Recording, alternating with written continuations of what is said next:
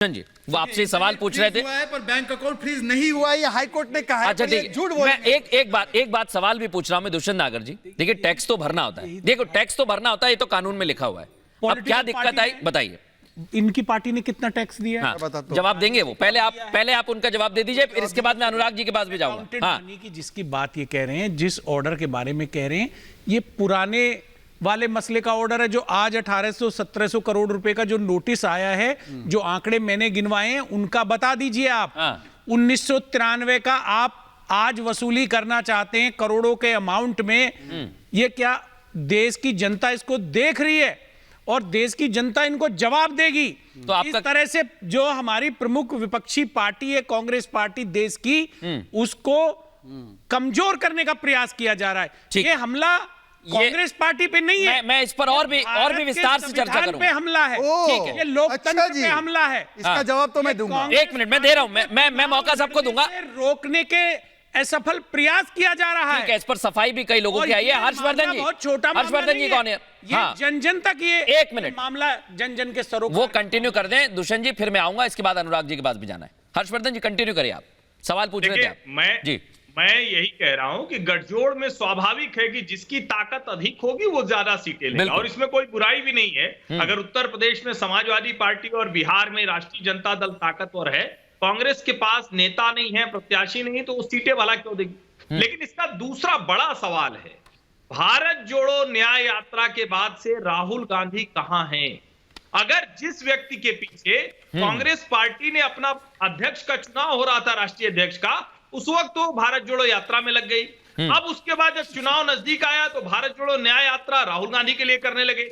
ऐसे में वो नेता कहां है जिस वक्त देश में हर पार्टी तैयारी कर रही, चाहे जिसको आप कहिए, हर क्षेत्रीय दल, हर दूसरा दल, हर कोई तैयारी में लगा हुआ है, बिल्कुल, वहां पर राहुल गांधी कहां है? ये सवाल पूछा जाने चाहिए या नहीं पूछा जाना चाहिए? नहीं, और जब हम कहते हैं कि गठजोड़ क्षेत्रीय दल जो है वो कांग्रेस को दबा रहे हैं, तो दरअसल इसीलिए है क्योंकि कांग्रेस को तो अमेठी और रायबरेली तक में तय करने में मुश्किल हो रही है कि उसका प्रत्याशी कौन होगा, जिन्होंने बरसों बरस से गांधी परिवार को प्रतिनिधि बना के संसद में भेजा। बिल्कुल, और ये फैक्ट है दुष्यंत जी। 10 सेकंड में जवाब दीजिए, इसके बाद शहजाद और अनुराग आपके पास। हर्ष जी के जो सवाल है ना, उसी में विरोधाभास है।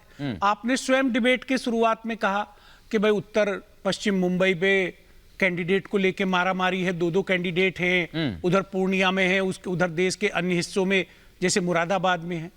तो आप ही कह रहे हैं, आपकी डिबेट से ही जानकारी मिल रही है कि इंडिया अलायंस में एक से अधिक प्रत्याशी हैं।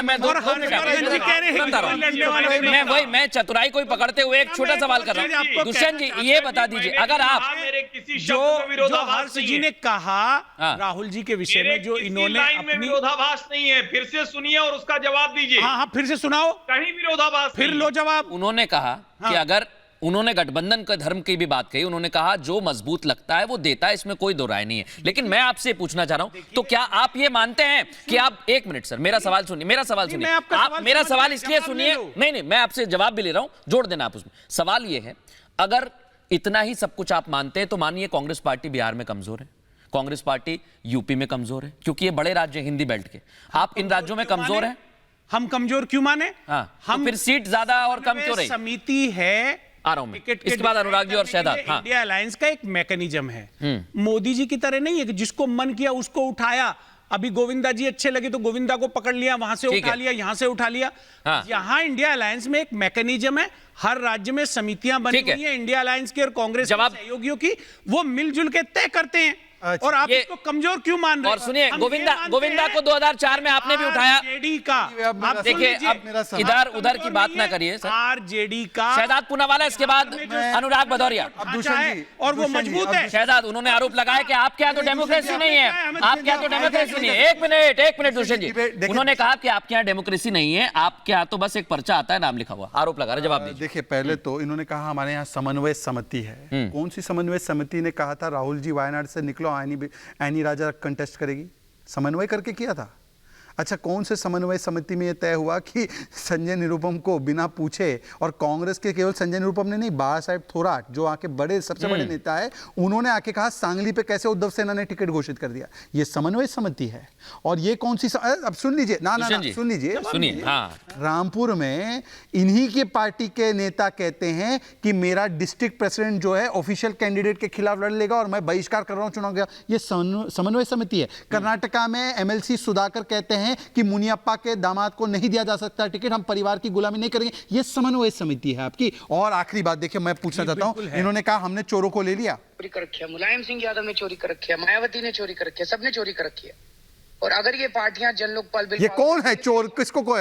ये लोग भारत का इतिहास, अनुराग भदौरिया जी के मैं सवाल लेना चाह रहा हूं। रत्नाकर डाकू के कार्यों को भी माफ करके उन्हें ब्रह्मऋषि की उपाधि दी थी। क्या बात कर रहे हैं कर्म- आप? डाकू हैं? नहीं, नहीं। ये मान रहे डाकू हैं? वही मैं कह रहा हूं, कर्म अभी खराब है, बदल जाते हैं। सुनिए तो, जब कर्म उनकी अगर सोच बदल गई तो सोच बदल गई तो उनका स्वागत है। सिद्धार्थ सुनिए दुष्यंत नागर जी, को नहीं समझ सिद्धार्थ, पूनावाला जी। मैं वही कह रहा हूं, सिद्धार्थ समझिए, सिद्धार्थ कैसे बुद्ध बने? सुनिए, ये महान राष्ट्र है, यहाँ अवसर सबको मिलता है। मैं वही कह रहा केजरीवाल को भी अवसर हूं, मिला है। नहीं, मैं वही कह रहा हूं, कर्म है।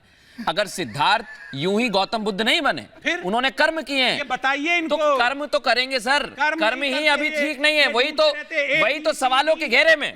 मैं अनुराग भदौरिया के पास जा रहा हूं। कहाँ है? ठीक है दुष्यंत जी, अनुराग भदौरिया अपनी अच्छाई बताइए। 10 वर्ष से आप सत्ता में हैं, ठीक है, पूछ रहा है आपसे। यही मैं आप पूछ रहा हूं, घोषणा करें। यही मैं पूछ रहा हूं अनुराग भदौरिया जी। देखिए, मुद्दों की बात सब करते हैं, लेकिन जब ग्राउंड पर बात आती है, शहजाद ने एक सवाल आपसे भी किया था, इसलिए पूछ रहा हूं, जवाब दे देना और अपनी बात भी कह देना। उन्होंने मुख्तार को लेकर भी सवाल किया कि श्री मुख्तार अंसारी का ट्वीट हो जाता है, लेकिन बात बड़ी मुद्दों की करते हैं। हाँ।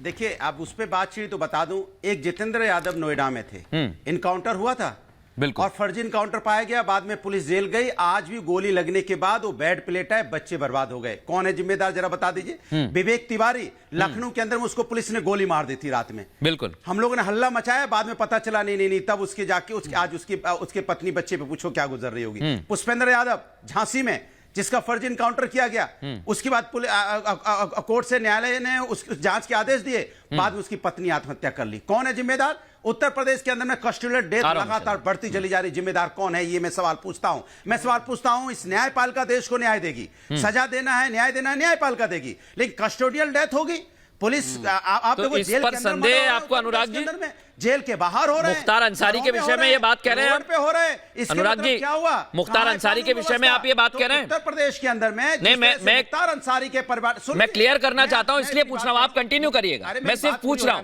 क्या आप मुख्तार के विषय में ये बात कह रहे हैं?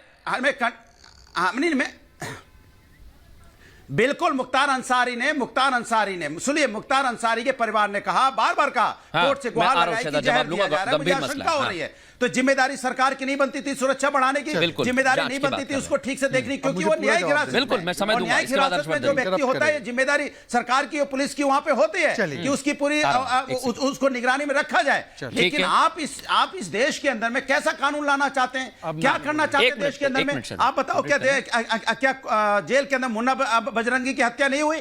क्या जेल क्या यहाँ पे विकास दुबे का इनकाउंटर नहीं हुआ? और देखिए अनुराग जी, जो सवाल आपने पूछे, एक मिनट शहजाद, जो सवाल अनुराग जी आपने पूछे हैं और आज मैं भी पूछ रहा हूं और शहजाद जवाब देंगे कि आखिर ये जिम्मेदारी किसकी? आपने नोएडा से लेकर लखनऊ कई एनकाउंटर गिनाए।